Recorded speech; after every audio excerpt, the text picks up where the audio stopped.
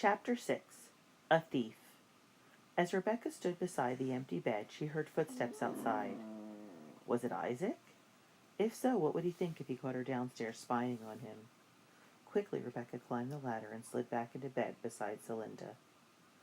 But the footsteps passed by Widow Tyler's cabin. Rebecca realized it must have been the guard making his rounds. She lay in the darkness, listening for Isaac's return, but the only sound from the room below was the widow coughing in her sleep. Where can he be? Rebecca worried. The widow's front door opened into the fort's yard. The only exit from the yard was through the guarded south gate, and Rebecca knew that the soldiers would never allow Isaac to leave in the middle of the night. If Isaac had left by the front door, he must still be somewhere inside the fort's yard. Perhaps he was thirsty like me, Rebecca thought. Maybe he's gone to get a dipper of water from the well. Rebecca continued to wait. As time passed, she realized Isaac had to be doing more than getting a drink of water. She imagined the savage boy alone inside the fort, perhaps hiding in the shadows so the guards would not spy him. She remembered vividly how Mrs. Randolph had told her husband, "I wouldn't sleep easy with a boy like that in our house. I'd be afraid he'd attack us in the night." Would Isaac attack us, Rebecca wondered? She recalled how he had thrown the knife that morning. With a flick of the wrist, he had plunged the blade into the wooden rafter. No kill, he'd said. But had he really meant no kill yet? She tried to shake off that thought. She remembered how clean and neat Isaac had looked when he'd returned from his bath in the river. She also remembered Celinda's smile when he had wordlessly given her the walking stick. He's not all bad, Rebecca thought. Perhaps he decided to walk outside where the air is cooler. But wouldn't the guards have stopped him? Rebecca wished she thought to check the back door, which led to the grassy area between the houses and the palisade. The back door was always barred from the inside at night, but Isaac could have easily unbarred it, and the widow would never have heard him leave. Could Isaac have gone to the outhouse? Rebecca wondered.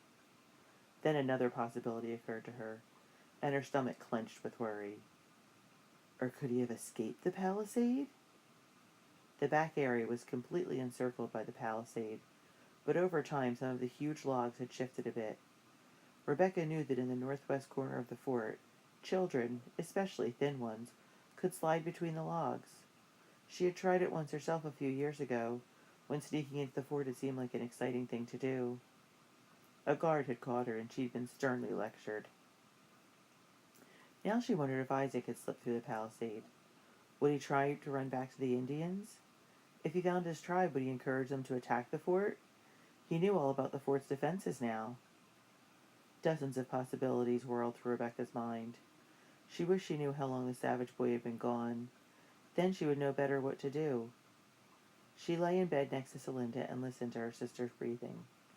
Surely he could not be in the outhouse this long, Rebecca decided at last. I must tell the guards that he's missing. Then she heard a creaking noise downstairs and felt a rush of fresh air. A door had opened. She guessed it was the back door, but she couldn't be sure. There was a tiny thump as the door closed again. Rebecca heard the creak of Isaac settling into his bed. Then the cabin was quiet again. Where has he been? Rebecca wondered as she began to drift back to sleep. And how long was he gone? In the morning, Rebecca told her sister about Isaac's mysterious disappearance. Mayhap he had a stomachache, Celinda said. He did eat a great deal. And beans, well... She laughed a little, embarrassed by what she'd suggested. Perhaps he's never used a chamber pot. He might have spent much of the night in the outhouse.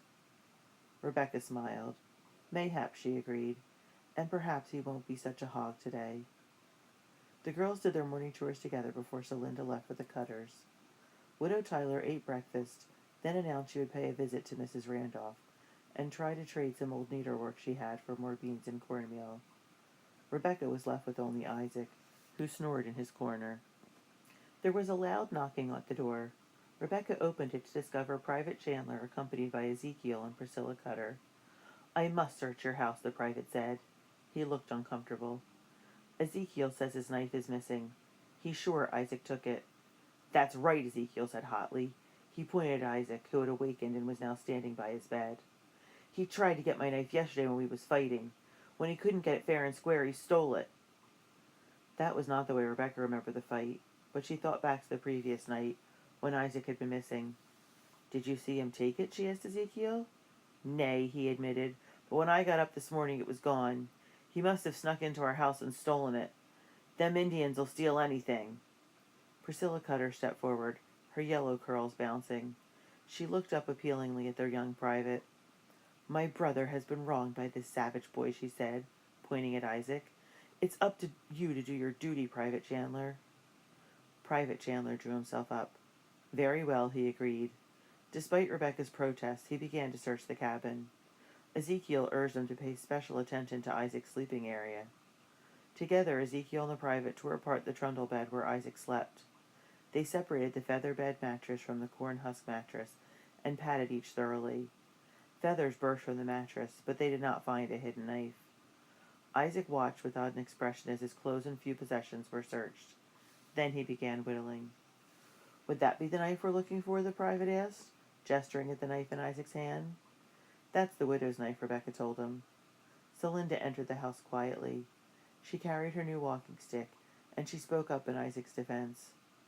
Isaac can use the widow's knife whenever he wants. Why would he steal another one? Ezekiel glared at her. Be quiet!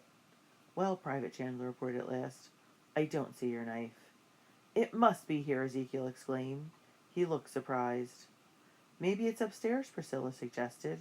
She led the way up the ladder to the loft, with Rebecca close behind her. Private Chandler looked through the girls' few belongings in the trunk. Then he checked their bed. Rebecca knew that in a moment he would uncover their precious spoons. Leave our things alone, she protested, but the private had already picked up the mattress and was looking underneath.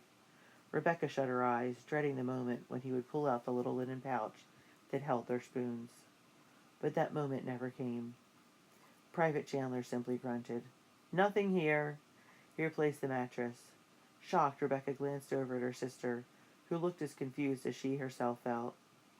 Private Chandler led the way down the ladder to the main room, with Priscilla and Ezekiel following him.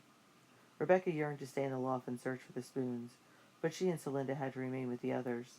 They climbed down the ladder. They were all in the main room when Widow Tyler walked in. She was carrying sacks of beans and cornmeal, and she looked tired. When she saw Private Chandler, Priscilla, and Ezekiel assembled in her house, her eyebrows rose. What's this about? Private Chandler explained that Ezekiel was searching for a knife that had been stolen from his cabin. He says that Isaac took it, ma'am, but I didn't find it here. Of course not, exclaimed the widow. She drew herself up. How dare you search my house? I know that savage took my knife, Ezekiel argued. It must be here. Hush, the widow ordered. Stealing is a serious offense, but so is falsely accusing someone. You could be punished for it. She glared at Priscilla. Both of you. Priscilla's pretty face turned bright red. Come, Ezekiel, she ordered her brother, and without another word she flounced from the house, with Ezekiel close behind her. Sorry to have upset your household, ma'am, Private Chandler said apologetically as he left. Ezekiel seemed awful sure. Well, he was wrong, the widow announced firmly, and she closed the door behind the private. She turned and said something in Abenaki to Isaac. He nodded, then went back to his bed and closed the curtains. The widow sank into her chair. Imagine those Cutters searching here as if we're a bunch of common thieves, she said, outraged. That family thinks they are above everyone else in this fort. Yes, ma'am, Rebecca agreed, but her mind was whirling. What could have happened to the spoons? The widow turned to Celinda, and her voice softened. I saw Mrs. Cutter while I was out. I tried to explain to her that you belong here, not in Connecticut, but that proud, stiff-necked woman as much as told me to mind my own affairs. I might as well have talked to a post. The widow coughed violently, then she sighed. I'm sorry, my dear, she told Celinda gently. Perhaps when Captain Stevens returns, he can speak to Mrs. Cutter again. I hope he has more luck than I did. Thank you for trying, ma'am, Celinda said quietly. May I make you a cup of tea? No, I'm a bit tired, the widow said. She coughed again, then leaned back in her chair.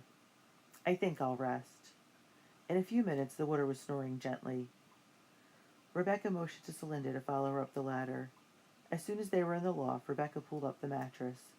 They both searched carefully underneath it, then checked the floor, the bed cover, their trunk, everywhere in the small bare loft. Finally, they had to admit the truth. The spoons were gone. Even the small linen pouch was missing. Panic rising, Rebecca turned to her sister. Did you move the spoons anywhere? No, said Celinda, shocked at the suggestion. I never would have moved them. Rebecca slumped on the bed. Someone's taken them, she said, her voice as hollow as she felt inside. With the spoons gone, so was her hope of buying Celinda's freedom.